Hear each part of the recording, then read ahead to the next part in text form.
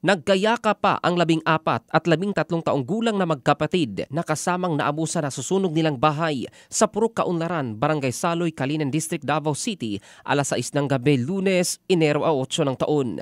Batay sa ulat ng Calinan Police Station, nasa loob ang mga biktimang sina Lex, 14 anyos, at Lloyd G. Antiga Romero, 13 anyos, nang maganap ang sunog.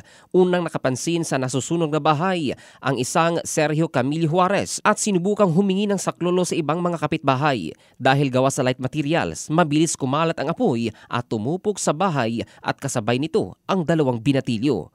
Na-recover ang naabong katawan ng mga biktima na magkayaka pa. Lumalabas din na wala ang mga magulang ng mga biktima nang maganap ang insidente. Ayon kay Bureau of Fire Protection Fire Investigator Fire Officer 3 Jason Iguana, patuloy na inaalam kung ano ang pinagmulan ng sunog. Ang balitang ito ay hatid ng DriveMax Adult Herbal Capsule para sa lalaking laging umaangat. Ito si Jovel Candado in the heart of changing lives ng Brigada News Philippines, the Music and News Authority.